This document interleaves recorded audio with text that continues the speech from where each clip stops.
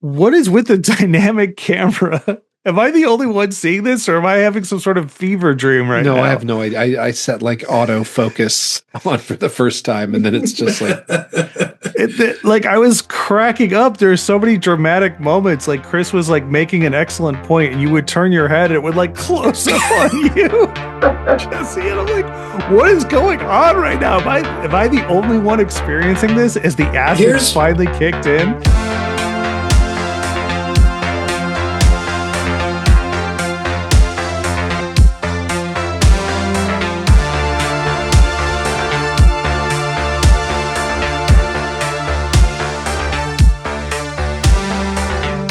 This is what you're listening to now, the Jaunty Mantis, the podcast of creative questions for curious gamers. I am trying to do a Jeff Goldblum, I think. I'm Jesse Sauer. I'm one of your hosts, and life finds, I'll workshop that. I have other hosts. Wow. Jesus Christ. Here come our next 4 dislikes. Yeah. I'm Matty. Yeah, I'm Chris, last name. I'm here too. Yep. Hi, Chris, last name.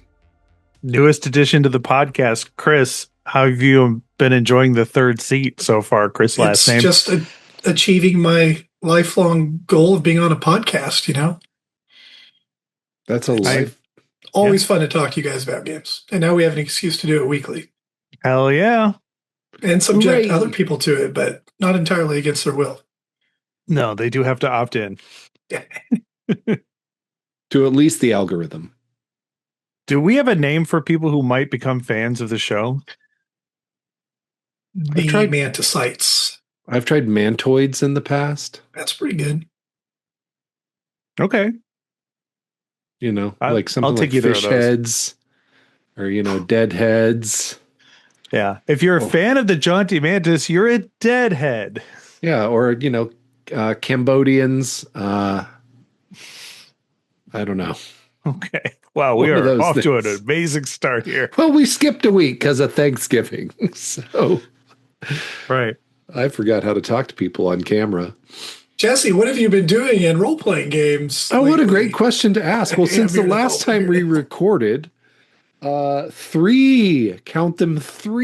Kickstarters have fulfilled for me. Whoa. And so, get those audio descriptions ready. Blades in the Dark, Deep Cuts, Collector's Edition. I haven't had time to look at it because silver emblem on it. I know, it matches my Collector's Edition of the core book. So many Kickstarters have fulfilled. Barely had time to look at it because also Teenage Mutant Ninja Turtles and Other Strangeness. Oh, hell yeah. Which I'm super excited about because 1, it's Palladium. 2, after the Robotech Miniatures game, the comment section of this Kickstarter, if they didn't say anything for 2 weeks, the comment section of this Kickstarter was wild of people like, they're just not going to deliver again. And they're like, no, we just gave you an update literally 6 days ago. It's on the boat now. Like it's at the warehouse. Tracking numbers go out Monday. I got a tracking number. And people just say, they're never going to deliver. So, know. They really pissed some people off with the Robotech Miniatures game. Oopsie. But we could do a whole podcast about that if we were someone else. And then the third one that I got is the Alien Evolved RPG. That one I got the core book, the starter box, the cinematic adventure, and a box of minis for. So, Game Mothers Rejoice. Yeah, I've been flipping through that. And especially after we talked about the open table manifesto, because there is, I'm like, oh, Alien for open table. What kind of sadist am I? Oh, yeah. And then also, I've just been really obsessed with RuneQuest. What is RuneQuest? Okay, I don't know how to explain RuneQuest. I thought it was British originally because I only heard about it on British podcasts, but it's not. It's by Chaosium, I guess, which is actually an American company. They make Pendragon and Call of Cthulhu in addition to RuneQuest role-playing in Glorantha. And I guess the guy that designed it was an actual like practicing shaman. So it is a Bronze Age game of Bronze Age spirituality where if I was trying to explain it to D&D terms, like everybody's a little bit of a cleric and initiated into a cult of their god. And like everybody has a little bit of magic where they bring some of the god's power into the world. And you take seasons off to go deal with your family. And there's a cool passion system and there's sentient ducks. Those exist in real life too, though. I'm not impressed. Well, these ducks wear bronze armor and Okay, I'm back in. they help a human tribe deal with this marsh full of undead from this necromancer from 800 years ago. So it is a weird game of Bronze Age mysticism, shamanic spirit walking, and I feel like I keep bouncing right off of it as I'm trying to figure it out, and so I'm going back again and again and again. And I think the closest thing I figured out is like there was a game in the '90s called King of Dragon Pass that is the setting for RuneQuest, Glorantha. Well, that game's been ported to mobile, and for just $9.99, I can play it on my iPhone. And so I'm playing that. So if I ever want to pitch this game, like, guys, I'm going to need you to buy this $10 phone game and play that for a while, and then you'll get the setting, and then we can play. Wow. But I'm like 5 books in on this thing I can't understand, and I keep trying to. So that's me. What have you been up to, Chris? Did you go anywhere or do anything? Yeah, I went to PAX Unplugged in Philly, and it was fun. Helped David and Will sell a lot of their games with Absurdist Productions at their booth. Picked up some horror RPG called Liminal Horror from our booth neighbor. The creator of it was there. It's a rules-light, adaptable modern horror role-playing game about normal people and their struggle against the things that go bump in the night.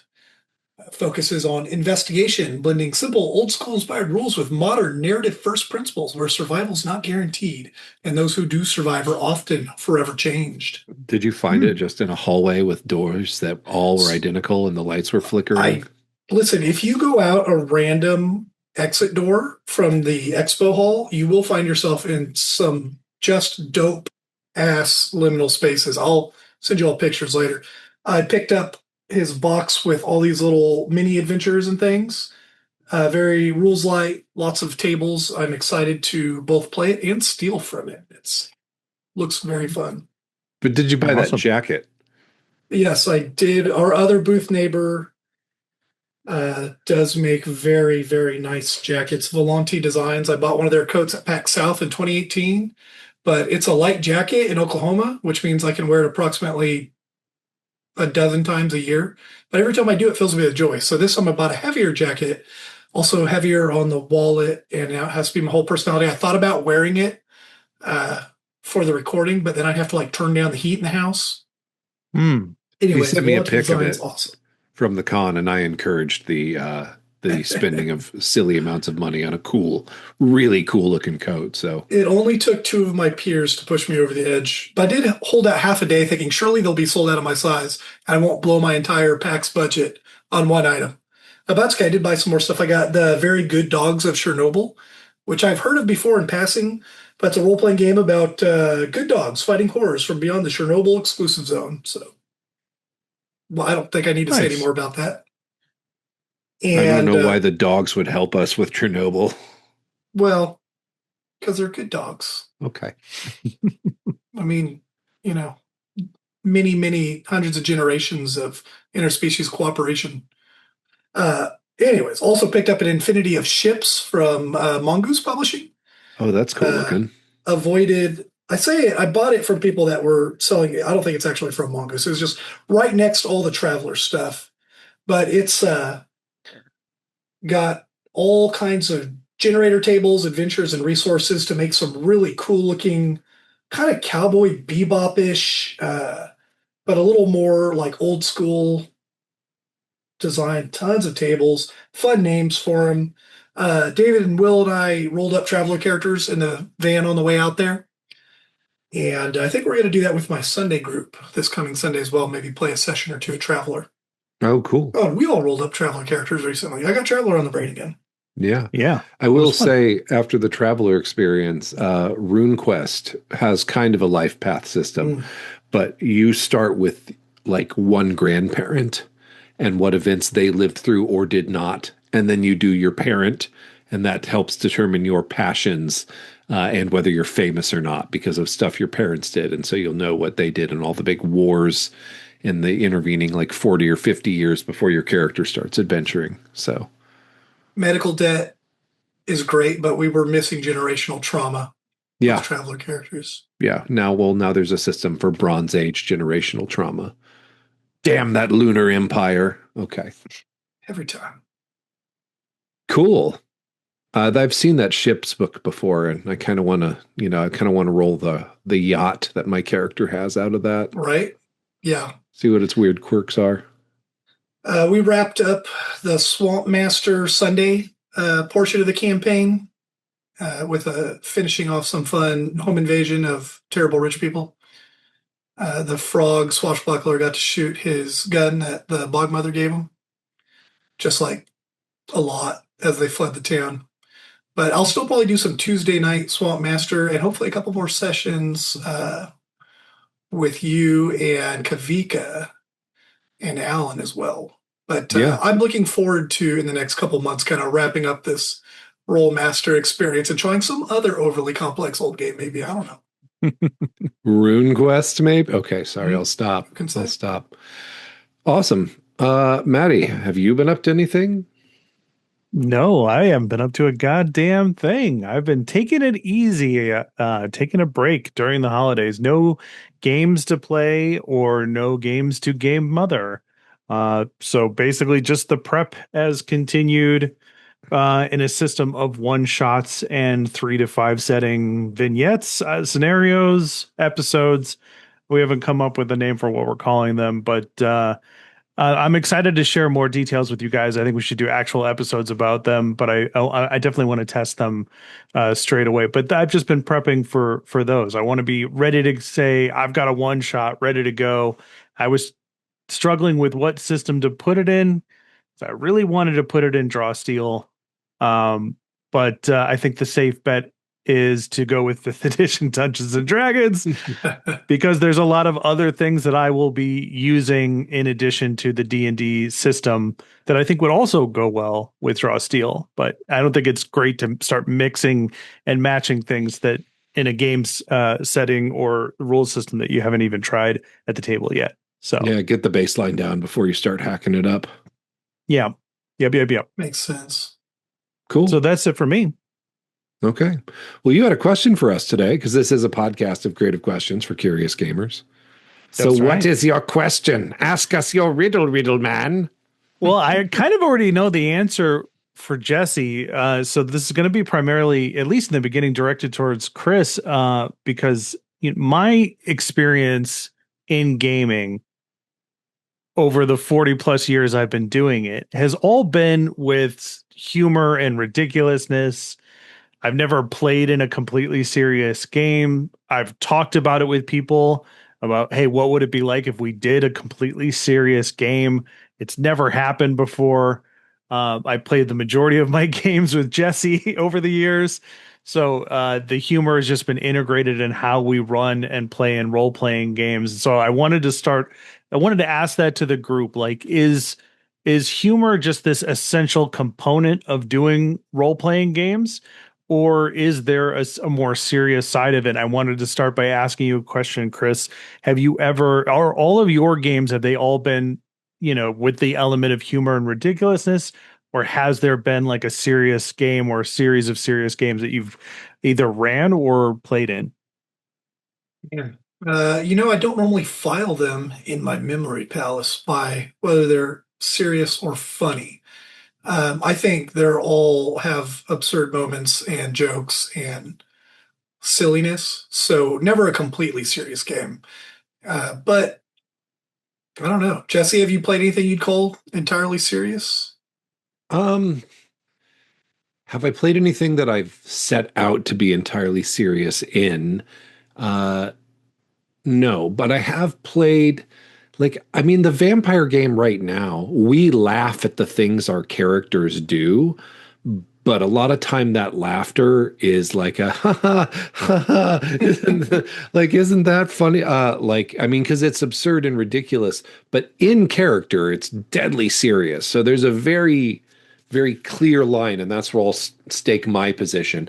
I don't know that I'd want to be at a table where nobody's laughing like every once in a while. But I think we do a pretty good job of separating it out between like in character, we're not laughing, but out of character, we're just having a good old time at how absurd and also often dark things get in this vampire game. And so that's my most recent example of a serious game.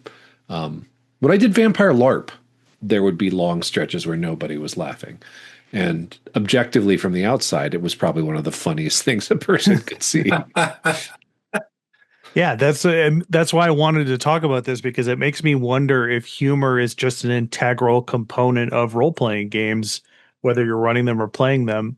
And I've never had the opportunity to try a serious role-playing game, even if we're making jokes outside of the context of the game, the way that Jesse was describing it. So, it's just every time we get a game going, there's almost this expectation that people are going to find comedic routes or weird paths for their characters. Like somebody's character will have like an absent-minded professor kind of aspect to it, or another person will have like really terrible charisma scores, but will be insisting on being the face of the party, and it somehow fucking works, and it's hilarious. Or the elements of a role-playing game in that like you roll terribly, or that you're forced to like kind of get out of your comfort zone, which is one of my favorite things about being into this hobby, is like it forces you to kind of put forward an essence of vulnerability, which is kind of relieved with humor to a certain extent. Would you guys agree with that? Absolutely. I mean, I can't think like ostensibly, I know like con games are different, but in most of my home games, I'm playing with friends, right? And I can't think of like why I'd want to get together with my friends for 3 hours and not have a laugh like every now and then. Like I feel like that would actually get pretty weird. And I guess actually that reminds me, I have done that once. We played. Oh God, why can't I remember the name of the game? The guy that does the company. I can't remember the name of the company. Fiasco. Mhm. Do you guys know Fiasco? Yes. The game that plays out like a Coen Brothers. The Jason Morningstar, the guy who designed that, made a game called The Skeletons. And the skeletons, you all have a skeleton who was once a great warrior or something, and you are bound to this tomb, and you roll a dice for what the next event will be, and then you roll how much time passes between those events. And while that time passes, you have to sit silently in the dark. And then you turn the light on, and everybody takes turn narrating what they're doing in this event, which is usually just hacking a tomb robber to pieces. But you're only remembering your life and alive and active in the times when you're defending the tomb, and then the threat passes, and you turn the light back off and sit there and say, like some randomly determined number of minutes, or yeah. Okay, like, that's a vibe. Yeah, it was indeed a vibe. We did for that a Halloween game. We did that. Holy shit! It was an intense experience. So what was that like? I mean, well, this is the thing too that I would say also as a point, if we want to make this advice for our listeners, right? Like if you're thinking, I've done the beer and pretzels game and it's fun, but I'd like to try a different experience, I would say that the group that you don't think can do that will probably surprise you if you're willing to have the conversation with them. Because like the group that I did the skeletons with is like the guys that I played with when I first got here, who I call the Louds, like who I never thought could have handled something like that, because it would have just been an argument about like the number of attacks you take or rules optimization or something like that, or shouting about something. Everybody's super loud, especially when beer's involved, but they just focused and we did it. And then, I mean, like another thing is when we played Alice is Missing. Oh, yeah. Not a lot of laughing. There was no laughing really, and that was the Sunday night group, and we were all dead silent. And Describe it. Describe how you play it. okay, so Alice's missing is you are all the mostly male friends and relations of a missing teenage girl who, like, the initial setup of where she's missing and suspects of what might have happened to her happen. And then the game is played entirely via text message. And there is a timer with music that can play because we were doing this virtually. We were like messaging each other through through Teams and or not Teams, Zoom. And yeah, we were just playing it. And there was the timer going with the music. And then at certain times, certain players have a card that introduces a new location that we work into the textual narrative. And I would not have thought those guys could, nothing against them, but like, we're a bunch of white dudes in our 40s. Like, how are we going to do this very serious game about like a missing teenage girl? And like, we did it. And it was a really intense experience. Necessitated a conversation about tone and expectations, right? So to some degree, everybody knew kind of what they were getting into. And probably just from hearing that, you would be like, all right, well, I'm not going to crack dumb jokes the entire time because that would really not work for this game. Yeah. Which takes an impressive amount of restraint for some of us. It's also really hard to be funny via text, Yeah. Like, it is played entirely via text. Yeah, it is entirely via text. So it gave me hope.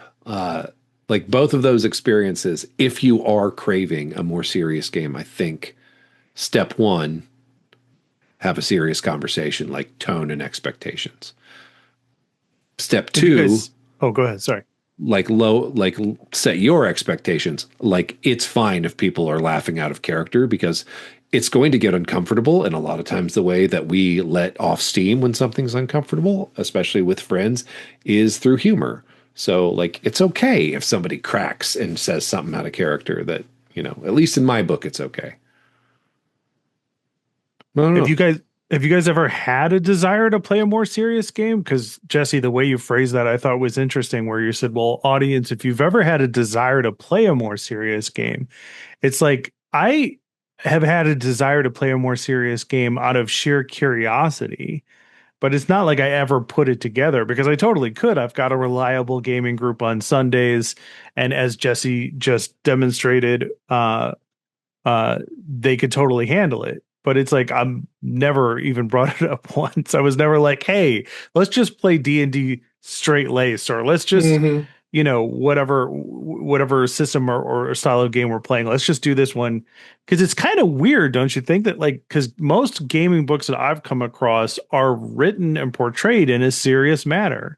The Draw Steel game that we just reviewed, it has these moments of fiction for the ancestries to help flesh out like what the ancestries are all about. And it's not like there is some humor in some of those pieces of fiction, but it's not written to be like goofball, jokey, goof 'em up, have, screwball antics.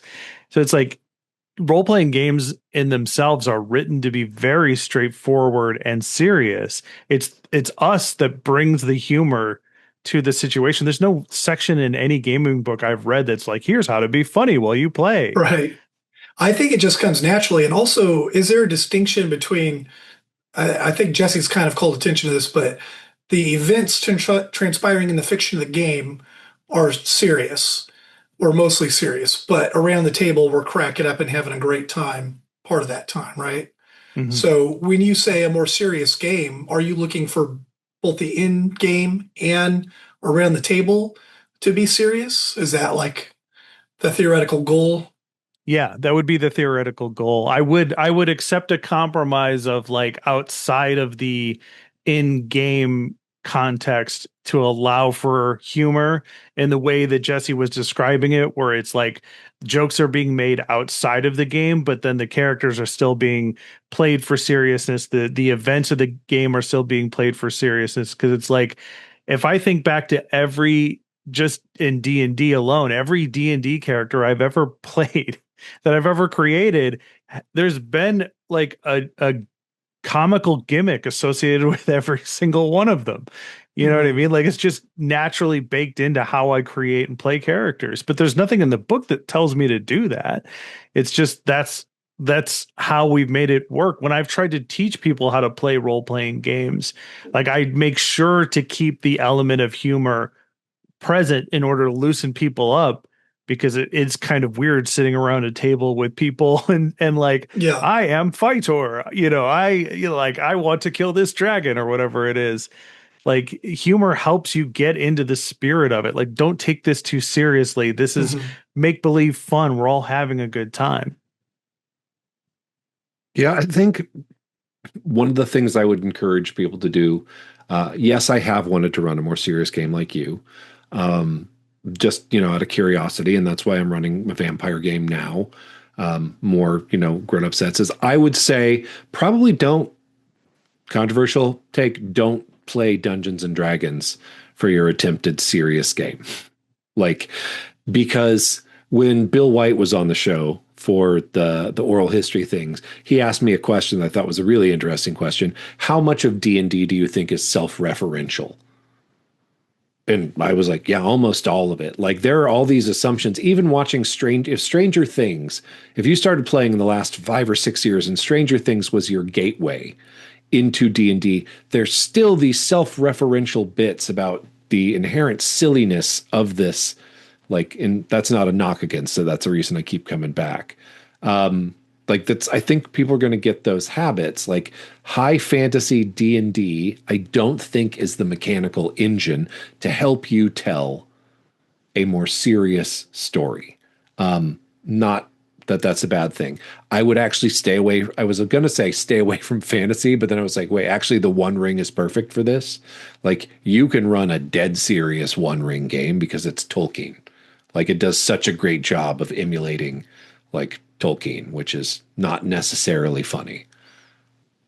I mean, in the movies, certainly there's bits played for funny. I'm trying to remember things from the book. I feel like there's some subtle British humor in there. I think it probably went right over my head the first 5 times I read those books. But There's some funny stuff in The Hobbit, like with like how seriously Thorin takes himself and just keeps going on and on and on and on. But there's not a lot of stuff that's funny in the Lord of the Rings. That is a pretty harrowing adventure story. So yeah, I don't know. I guess like horror games, I feel like you're still going to have humor, but it's not going to be in a silly character concept. It's certainly possible. I'm trying to think about, what a serious game would even look like, because there's tons of YouTube videos about like how to turn D&D more grimdark, like get this rule set or use these rules or make it more difficult for you to recharge your spells. Or so there is definitely a desire to play like a grim dark setting, and I think that primarily comes from what the Game of Thrones show and the books. I haven't read the books past book 3, but I can't imagine they start getting super ridiculous in the other direction. But why is there this desire to add the grimdark element then to Dungeons and Dragons fantasy? Because that seems like it's more of a desire to start making D&D more serious, because it doesn't make it more goofy. I think fantasy was for a long time, scoffed at, as sci-fi was in its time. And the serious fantasy is a relatively recent development, at least in my lifetime. Lord of the Rings was more serious, because they treated it like a historical, events that they were filming, and they put a lot of effort into making it feel, look, and sound real. And then, of course, Game of Thrones is a whole nother generation of that, where the books were intended to be, based on, I believe, the War of the Roses, and terrible things happen constantly.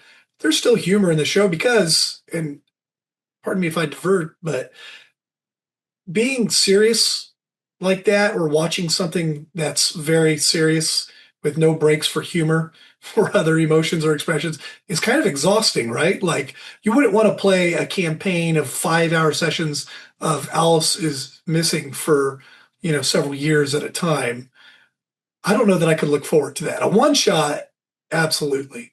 You can't control me, Chris. I could do that if I want. If that's what you want to do, I want to hear all about it because Spite gaming it fascinates me. I'm going to do that just out of spite, like what I'm doing with RuneQuest. No, yeah, I think I was going to say I don't think that Grimdark as a tonal shift actually takes away from the humor. Like Morkborg is hilarious. Like there is a very, very funny nihilism like underneath that whole thing of just like nothing matters, so we laugh at it. Like it's like the nihilists in Big Lebowski. Like we believe in nothing. Like the whole world is ending. The two-headed basilisk vomits forth horrors every day. Like it's funny. I mean, like the classic Grimdark RPG, Warhammer Fantasy, like is funny. Like everybody's got boils on their face, and it's like the bring out your dead thing from Monty Python in any town you go to. Like I feel like that those kind of things played too seriously are exhausting and kind of boring. Yeah. It's kind of missing the point of that stuff. And I don't know about you guys, but like every goth or metalhead I've ever known that was like real into it, they're really chill and probably pretty funny people most of the time. But if they are super serious about it, they're exhausting, right? Like, if that is your entire personality, being dark and depressed and edgy and weird, then yeah, okay, cool. Go off. Yeah. I like dressing up in black clothes because I'm deeply sad, but also it's pretty funny to be deeply sad. So, right. Yeah, I think I don't like serious to me. There are mechanics I think that can help you get there, but it's going to be more a question of tone and narrative. And to me, I just think more and more it's really hard to do because our examples of character-driven stories from both film and fiction and like print media usually have to deal with one protagonist and then maybe an ensemble cast with modern TV shows, and maybe books are leading that way too. But you're going to have a primary group of like one antagonist and one sort of narrative story of events that are happening to them and how they change in reaction to this. And fundamentally, a group of people sitting down to play a role-playing game is going to be different because everybody is the protagonist of their own story in that situation. And I think to get that sort of more serious tone, it's inherently maybe a little bit more difficult. Like, so you really kind of need a system like the Skeletons is a weird example that's going to drag you into having to play in this more serious way. I think 500-year-old Vampire, which is a collaborative multiplayer version of 1,000-year-old Vampire, the solo journaling game, would be good for that. But your traditional rolling dice, I mean, I guess Wraith. I'm like you got to find a system that helps you meet that objective of telling that kind of story if you want to be more serious. Yeah. I think the core of playing role-playing games is to shed off the serious, weight of our week, right? Like everybody has a job and stresses and pressures and responsibilities, and going to a role-playing game is an opportunity to just kind of get outside of that as an escapism for a while. Roll dice with your friends, drink some beer, eat some pretzels, make stupid jokes in a safe environment. I mean, I hope you're playing in a safe environment, listener.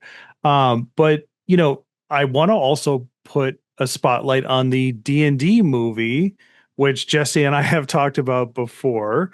And even though I was not a fan of the movie itself, I respect the fact that it exists. I respect the fact that it did so well. And I'm glad that other people out there enjoyed it. I did not personally, but we posed this question before about the movie. Like, would it have worked as a serious movie? I mean, they tried to make other D&D movies in the past with all sorts of problematic bullshit involved, but they decided to take the very humorous route with the D&D movie. Does that speak to what we're saying, that inherently there is a ridiculous aspect to this? Chris, what do you think?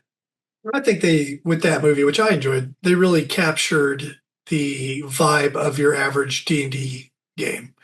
You know, people being silly, being funny, but there's still stakes and emotions in there. It's not, the heaviest plot, but it certainly has some serious aspects to, various backstories and events. I don't want to spoil or anything. Plus, I don't remember it very well. I've only seen it twice. And one time I took a gummy from someone that I should not have. I don't normally do those things. So that was a weird experience the first time I saw the movie. I wish that is how I had first watched the movie, because that's been how I've been watching a lot of movies.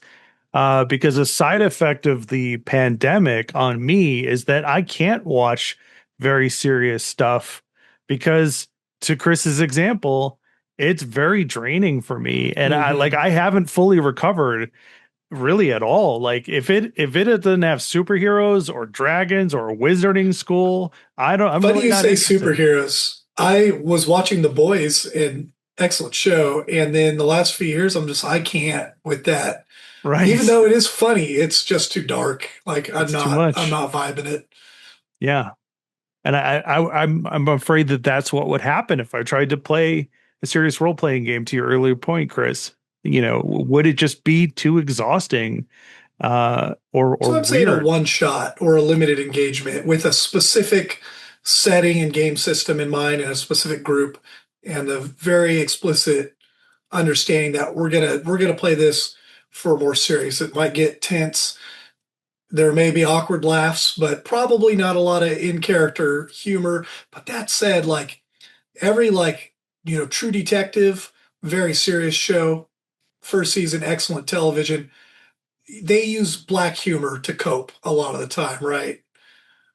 I don't Hmm. remember any specific Yeah, because instances of that otherwise show, it but would I be have to think so. unrelentingly, oh, just, like, yeah, no, it's like Woody and McConaughey in the car, and he says something like, it's not even a town, it's like the memory of a town. And like Woody's like, would you knock that shit off? Like, it's just, yeah, That's like, right. this is Yeah, why their people don't interplay. like you. It's great. Like, I loved Mhm. all those bits. And those bits actually influenced my pretty serious and pretty grim, though at times hilarious Call of Cthulhu game I play in.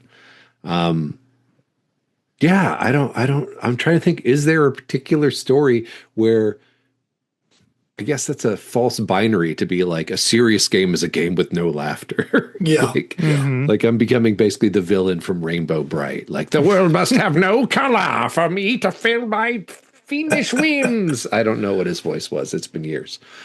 Um, you, I think, Chris, do a great job, or at least the way you describe games, of having more emotional beats for the PCs about their personal stories, I Mhm. think, than I necessarily do prior to this vampire game. I hope to do that, inspired by you, buddy. Uh, Hey, so do you think that, like, do you think that lends a certain seriousness to your so game? not every game I run provides that opportunity, but it But is some something do by I'm aiming design. for Yeah. is to make stakes. So you have to get the players to uh, feel to care about something that their character cares about, at least on their character's behalf. And even in my long running campaigns, we have lots of silliness in universe silliness a lot of time, but we have had very serious sessions when the stakes get real. And there will still be some jokes and stuff, but it's way less, especially when that dramatic question is hanging there for the duration of the session and it's not answered until the end, or there's a dramatic cliffhanger and everybody has got that in their head for the next week. Now, was there any laughter during that whole session? I'd like to think so. I Most of the people I game with are, on the short list of my favorite people. So if we're not having a good time and that doesn't manifest in some laughter and silliness, that's pretty unusual, I think. But I was going to ask you guys, like, in your other games that aren't necessarily serious, have you had sessions that are like pegging the serious meter, as it were? I can't think of any. It might have happened by accident, but not not anything that even came close to what you're describing, you know. Mm. Yeah, I mean, I feel like we had a big social scene where in Vampire where they met a bunch of other vampires because there was a meeting about this problem the city has, and everybody's got an angle, and they're all being careful and cautious, and like talking to these people that could make or break their characters' futures, and you know, it was you know a little tense, and there were a lot less jokes at the table. Everybody was really locked in. So yeah, I think I have had those sessions. Um, yeah, I don't know. I'm Chris, I'm very curious. So can you go more into how you are running games with these moments of like emotional resonance? Like, because Jesse clearly knows way more about this than I do. And as you started talking about it, I think that this is fascinating. So can you give us like an overview of what you're doing and then like a little bit about how it works? Sure. Yeah, there's two sides to this. So the one that I have more influence over is uh, periodically just pumping those players for background stuff or asking them questions about how their character feels. And I've sent emails, but I think if you can work it into the session somehow, ideally in character, if there's an NPC that they need to influence or like and want to talk to, try and find a way to get that character to ask them questions about what they care about, or where they come from, And certainly in my 5-year D&D campaign that wrapped up last year, those players were not great at doing their D&D homework, which I don't blame them for. Life is crazy and busy, and a lot of them were students and things at the time. But and here's the other side. Okay, so you can ask the questions, hopefully get the feedback. But I have found that, and we can maybe call it the Matt Mercer effect. It's certainly adjacent to it. But people that have gotten into RPGs in the last 5 to 10 years, with the benefit of these shows and these entertaining people that are both funny and capable of drama, even the first season of Adventure Zone, incredibly silly, but also very high stakes. People cry towards the end, like jokes leave the room occasionally, and then they come back in here and there just to relieve the tension.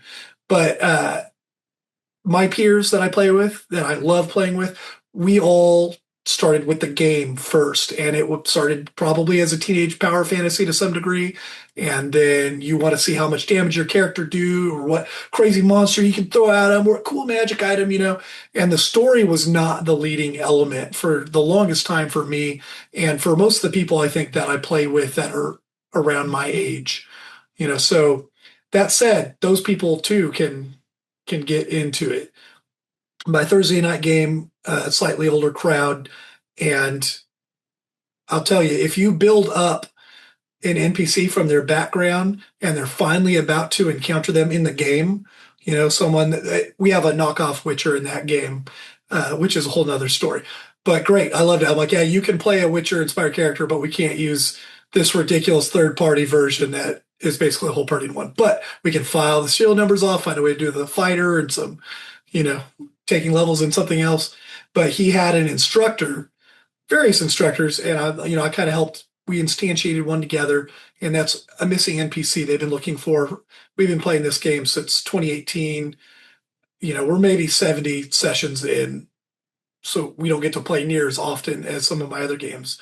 But when he finally found that NPC, the lore master, right after he'd been murdered or killed in a fight, I should say, and then the rest of the party didn't want to immediately take the same actions he thought were necessary after that. He played it really well, but you could tell that both in game and out of game, he was a little stressed out about it. He handled it really well and communicates my character does not understand why your character isn't more upset about it. I think handled it great, but you could tell he had deep feelings, and his partner played a character that has gone through all kinds of stuff in that campaign, including dying and being resurrected, and coming to face with Lolth, her goddess. And yeah, it's you just So have to. is it fair to say that you have this like structured into how you're running games, that you're purposely trying to build these moments of emotional resonance or more serious portions of the game? It's not my requirement, but it is something always in the back of my head. And I don't think to ask those questions all the time, but as long as you do it periodically and kind of like, I want to know what my characters are about. You know, the great adage, be a fan of your players, right? Or Mm-hmm. your player characters, right? So if you're a fan of them, you want to know what makes them tick so that you can present them with a magic item they'll be into or an adventure that they'll want to go on, you know. I think from an outsider perspective too, because I've talked to you about this and I've seen you prep and I've been over at your house when you're prepping before. And one thing that I've mentioned on the podcast that you said that I really like is when you are a fan of your players, is like you are a player too. What is the thing that could happen that you're the most interested about? But if you're sending out as part of your prep, like these questions about people's backstories, and your player throws you something that's interesting from their backstory, and you choose that to be the thing to answer, to find out about, like, I want to know more about what happens when this guy from their backstory does this. And you put that as one of the, you know, if you're using the lazy DM, one of the secrets to be uncovered in the session of play, then you're going to, like, that player is going to be hooked in and they will probably have more of an emotional beat. But, like, I think, too, from a play experience, if you're willing and looking for emotional beats, you can have them in any sort of game because like I don't know if you've noticed, Matt, because the like over the top outward face Boomtown is such a comedic presentation with I'm a sergeant from the South and this is my voice I'm doing like that kind of thing. But like when Pat asks those like reflective questions, like Boomtown is hovering on the edge. Like he's like, if I like we got to get Felix patched up so he can hack a satellite to tell me if my family's still alive. Mm-hmm. Like there is when Pat asked me those, I have a serious emotional reaction as that playing that character. Berdine with the Clear Grain, the human fighter, and the Takara game that John was running, where he was just like a himbo, like knockoff Timu version of Mad Mardigan, but not nearly as charming. And he had that girl that was his ward, you know, like that, like, oh, I got to protect her. Like, I think if you get those character moments that like fill in story for you, I think you can have that emotional connection. But that doesn't detract from the humor, and I don't think the humor detracts from that. Yeah. And I'm wondering if that's ultimately what I'm actually looking for. Because the more we talk about this, I don't think I'm actually looking for a straight laced, serious game. I think what I'm looking for is a way to do what you guys have been talking about, which is bring in more emotional resonance or these key moments or these engaging parts that cause, you know, a different kind of play experience than what I'm used to, because I usually only see these kind of moments through Jesse's characters or these other people that I played with sporadically over the years, but it's never been like a whole group dynamic that's running on all cylinders. You know, like part of what Berdine was dealing with in that game is not being undercut, but is being spread thin by the overall humor of the other characters in that game. And I'll fall on the sword for that one. My character in the game that played with Berdine was just super ridiculous, just like super over the top ridiculous.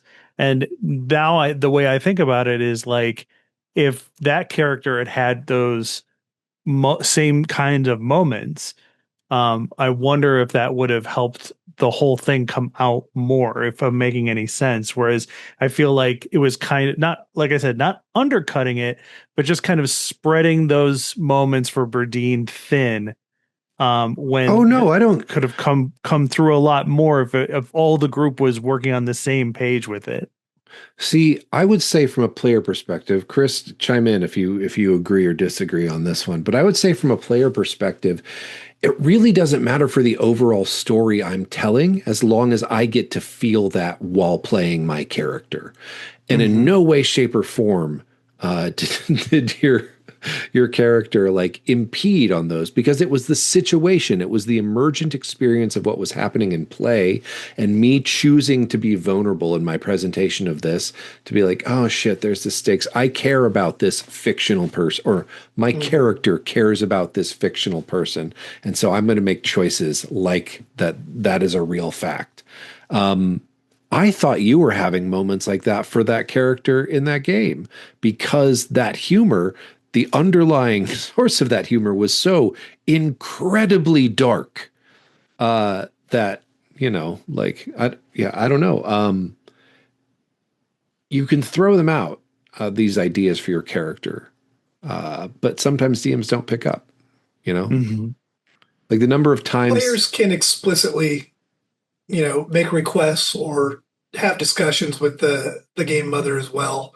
That's something that I think some players struggle with just because they don't want to feel like they're being critical or asking too much or asking for extra attention. But that's a good point. Well, I say that. I kind of said it. You made me think that sounds like a good idea too. Tell the players like, hey, if there's something you want to see more of, like, tell me. If there's something you like, let me know, or something you don't like as well. If there's an issue your character has or a scene you want to see played out in our next session, let me know. We'll work it in. I'd say even be more direct with that. Like if there is a scene you want to play out between you and an NPC or something in our next session, let me know and I'll happily provide it. We had this other game we were running, a guy that was used to be in the Sunday night group. And like I kept saying multiple times, hey, by the way, my character is a one-off invention created by a crazy wizard from Calamsham, and he's actively hunting me because I'm incredibly valuable to him. And then 2 sessions would pass. Be like, hey, by the way, my character is a one-off creation of a crazy wizard from Calamsham who is actively hunting me. 2 sessions later, by the way, right. Like I did not get any of those for Harrow. So I tried to engage with the other PCs and be like, what is a soul? That kind of stuff. Something I've been thinking about. Sorry, go Matty, ahead. go ahead. No, go ahead. No, okay, I'll go. Downtime is really helpful for these things. And not all players, I have some groups that'll just sit quietly if I don't kind of guide things. So sometimes you have to kind of prompt them, be like, ask them leading questions about what they're doing with their downtime, maybe try and get them into a scene or two, ask them if there's a scene they want to play or jump to or jump back to, like always be flashbacking, if it makes sense. But I sometimes get in a hurry to get to the next cool thing and forget that just letting my players and their player characters kind of discuss amongst themselves or, interact casually with the NPCs around them could be very entertaining, could raise the emotional stakes, which don't necessarily have to be story stakes per se. You don't want to threaten every NPC they care about all the time. Right. Yeah. I think my ideal scenario would be to run and play in games that keep all the fun, goof 'em up humor, relaxed escapism, but then also have those adventure zone moments that you were describing where, the table really kind of comes together and was like, hey, like if I'm running the game, I think it'd be awesome if I was like, all right, well, that's it for this session. What did you guys think? And if people were like, that was awesome. Like I felt something, and that would make me as a game mother feel really, really good. And I feel like a lot of the culture of gamers, especially with the new gen, that is a very appealing prospect. Whereas like the gen I come from, I don't want to speak for you guys, it comes from more of the male power fantasy and just like roll big dice and blow shit up. And so I'm kind of jealous of the new gen in that capacity. And I think that's ultimately what I'm craving. I want to push back on that a little though, because I think for our generation of players, we grew up in an era where the assumption is the story is emergent from what happens in the actions. That's why there's all these random tables. That's why even in a dungeon crawl or a mega dungeon or whatever, like story emerges from what happens in the random encounter. If you're willing for your character sense to put it out there, like when a party does adopt the goblin, you know, like that's not a thing that's new. Like, Mhm. you know, going back, like that's an NPC that you now care about. If you're willing to put that your character cares about something in the game world, whether you wrote it into your backstory or whether it comes up in emergent play and then you respond to that by saying, I care about this as my character, then you can also have those moments. And that's, I mean, that's one of the things I did. Like I deliberately we're playing Rift's Chaos Earth, and I'm like, I'm going to make a giant robot pilot who pilots a giant fuck off robot with huge missiles and like is just this awesome war machine. And what's the most important part of that character? It's that he was trying to get home for Christmas to see his 3-year-old daughter who may like I deliberately put this like as a person with a kid was like, I'm going to experiment with playing with the idea of the loss of a child in Rift's Chaos Earth, because that can be a way that, game. yeah, a complete role playing game. That's a way that I can think about it. Is every player of our generation going to do that? Is every player going to do that? No, but if you're willing to give that to your DM, it's a two-way street. It's a conversation. And that can, I think, can help you have serious moments, even in a funny game, that when there's a balance of those tones are going to be more rewarding and more fun. I don't know if fun's the right word of dealing with the death of a fictional child, but you know, like, you know, you can have an aesthetic experience from gameplay that is more than just shooting Mountain Dew off your nose because someone made a really clever fart pun with Fireball. For sure. Nothing wrong with clever fart puns and fireballs. I will say I don't think you can force it. You have to let it emerge naturally, but you can till the soil, set the stage, etc. One thing the McElroys have talked about in their later campaigns after their initial arc was they went into the first few of those subsequent ones like trying to achieve those stakes, and it just was a little off. So then they've kind of chilled out a little bit and not tried to be so serious from the get-go, but leave room for it, you know, and maybe till that soil a little bit, have it as a potential thing in mind rather than like an explicit goal that we're going to hit. You know, it's like, well, now your characters are a little overwrought. We can feel you trying too hard, you know, although I did enjoy those other seasons, but yeah, I can see what they're talking about. Yeah. I mean, I know that asking leading questions is a great way to like set the stage for our players to be able to have these moments or at least to start the process. But if you're anything like me, you're just going to keep asking as many leading questions as you can think of because you think you think more is better. So I'm wondering if there's any other tricks, you know, that we can come up with in order to really lay down some more fertile ground for our players to venture forth that information that you can be like, aha, I got it. I'm going to save that one for later or whatever the case may be. I'd say invite your characters to build in the world, like organizations, buildings. It's one of the things that we haven't toyed with it, and we were about to in the, in the 1 to 20 campaign before you had to step away because your son, named after one of the Sith lords who invented the rule of two. That's right. Was born, but like I was like, can we do the Bastion system? Because I just want to experiment with this. I would thinking like let them build something in the world, even if you're doing a more like old school dungeon crawl game where they're amassing piles of treasure. Be like, what are you going to build with it? Like you're going to build a house? You want to have a bar? What's your goal? And then like let them do something like the Bastion system. And then hey, Chris is great at this. Put a mini game or a mini mechanic system into that Bastion system so they've got something to throw dice at. Like someone said something about this. I don't know if this is an entirely original idea, so I'm not going to claim it. But I think I heard something and put two things together. But like, man, if the players have a Bastion, why don't you give a PC in 5th edition 2024 layer actions in their Bastion? Go Yeah. more into this. What are layer actions? Like monsters in their lair have these layer actions that happen on like initiative count 20 or something that they can do because this is their lair. Like a vampire in his crypt or a dragon in the dragon's lair. They can do these cool layer actions. We'll give those to the PCs for their bastion and then have somebody attack them at their bastion and let them fucking Kevin McAllister Home Alone that shit, you know? Like, that is a great example of layer actions, by the way. Home Alone. Heating the doorknob with a blowtorch. MCDM's Strongholds and Followers is all about that. It's not a perfect system, but I love the idea of employing that. I found in most of my games, just tacking on a bunch of extra mechanics and tracking is not optional, but narratively, I certainly stole from that, in spirit, if not in, tracking every element.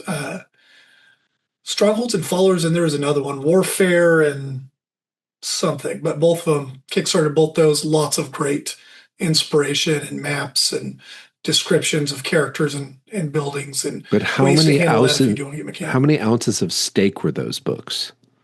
Oh, just the right amount for me to consider ordering, but then get something a little lighter. So it didn't ungovern your cylinder, is what you're saying. Or maybe you could say I ate about a third of them and then put the rest away for later to pick up. Okay. That's probably wise. Probably a wise. It's a more sensible move. Yeah. Asking the characters to instantiate things in the universe is always a great way to get stakes. So my Thursday night game is Waterdeep Nights, and it started as Waterdeep Dragon Heist. And the adventurers, thanks to helping Volo out, become the owners of Trollskull Manor, which once had a tavern downstairs, and they reopen it typically, as of course my party did. But trying to find it. There on DM's Guild, there is a supplement that has a bunch of applications for potential employees they could hire. And I don't know that group has ever been more locked in than they were when they were going over. And this was an in-session game we got to play when everybody was in town, because we normally play that one online.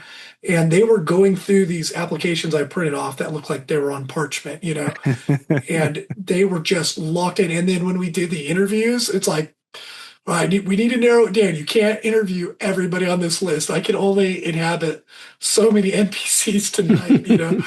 We got to have a break. They love it. They've been in Undermountain, because we kind of segued into Dungeon of the Mad Mage, but they'll probably be returning soonish. And I can't wait for them to, get enmeshed in just the drama of running a business, again.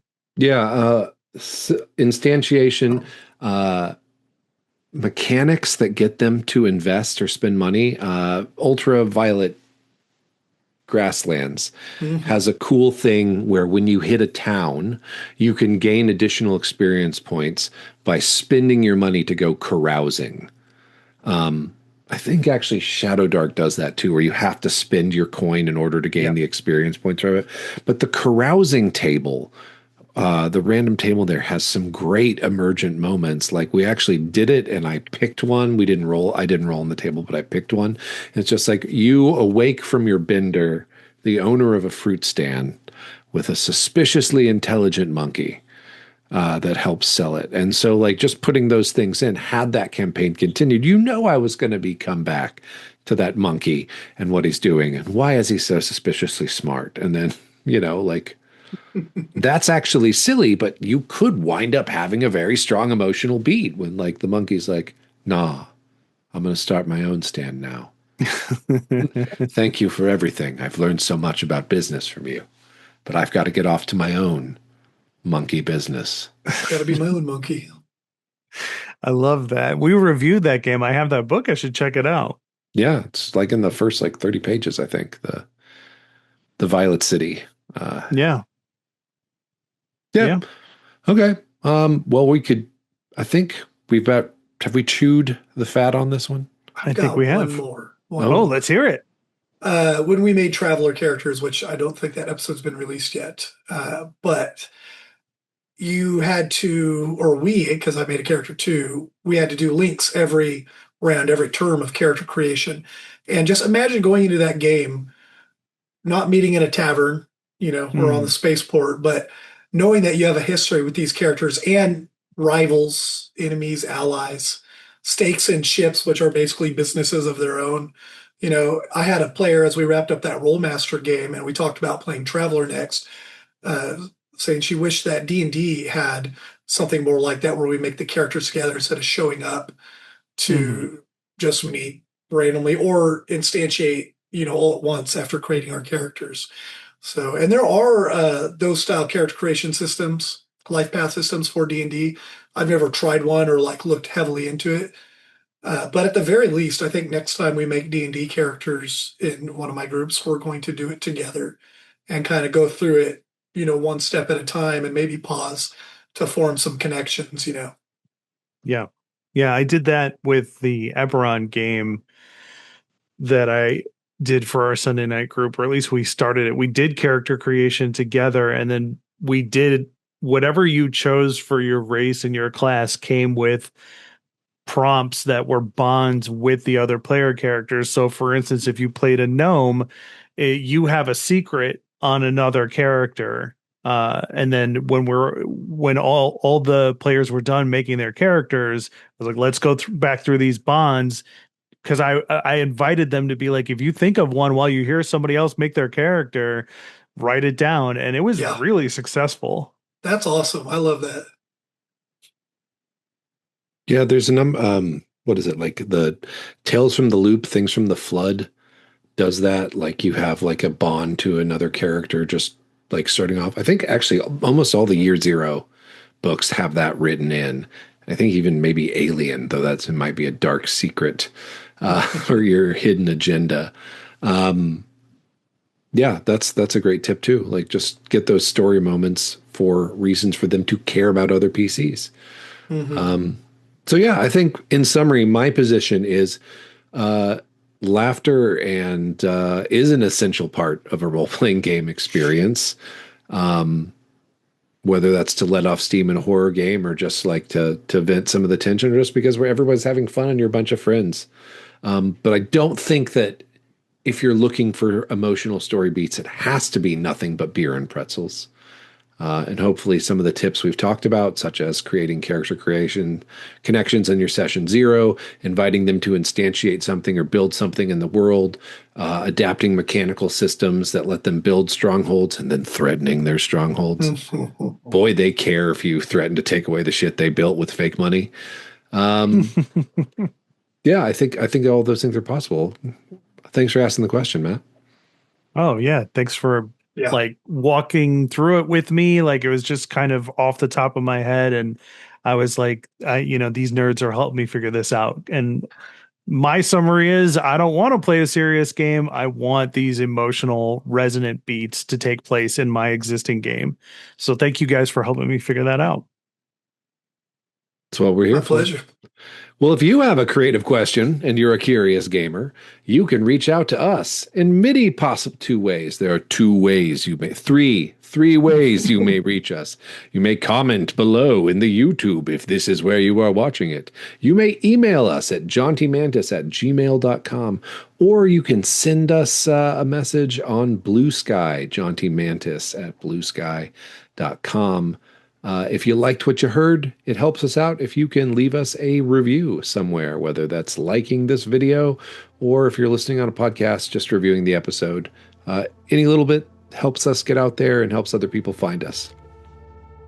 So, yeah. Well, what should they do next, Jesse? Should they get out there and play those fucking role-playing games or what? Yeah. Or don't. I just was going to cough all of a sudden and I was like losing my voice. Yeah, get out there and play those fucking role-playing games, or don't.